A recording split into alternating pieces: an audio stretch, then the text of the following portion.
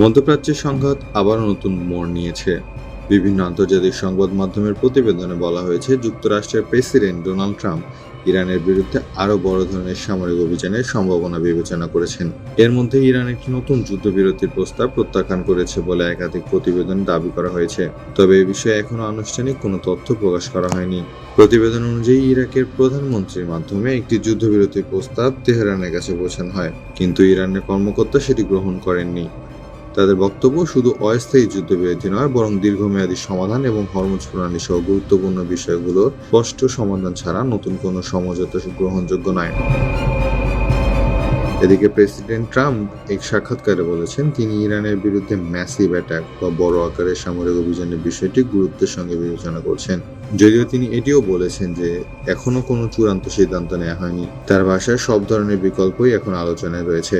এর মধ্যে মধ্যপ্রাচ্যে মার্কিন সামরিক অভিযান অব্যাহত রয়েছে। বিভিন্ন প্রতিবেদনে বলা হয়েছে, যুক্তরাষ্ট্রের টানা কয়েক রাত ধরে ইরানের বিভিন্ন সামরিক স্থাপনাকে লক্ষ্য করে হামলা চালিয়েছে। অন্যদিকে ইরানও উপসাগরীয় অঞ্চলে অবস্থিত মার্কিন ঘাঁটিগুলোকে লক্ষ্য করে পাল্টা হামলার দাবি করেছে। তবে উভয় পক্ষের অনেক দাবি স্বাধীনভাবে যাচাই করা সম্ভব হয়নি। বিশ্লেষকদের মতে বর্তমান পরিস্থিতি সবচেয়ে গুরুত্বপূর্ণ বিষয় হলো হরমুজ প্রণালী।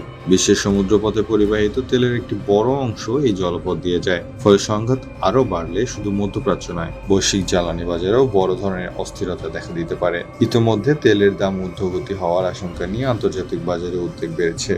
এদিকে কাতার, মিশর, পাকিস্তান সহ কয়েকটি দেশ কূটনৈতিক প্রচেষ্টা চালিয়ে যাচ্ছে। তাদের লক্ষ্য নতুন করে যুদ্ধবিরতি কার্যকর করা এবং সংঘাত আরও বিস্তৃত হওয়ার আগেই আলোচনার পথ খোলা রাখা। তবে এখন পর্যন্ত এসব প্রচেষ্টার উল্লেখযোগ্য কোনো অগ্রগতি দেখা যায়নি।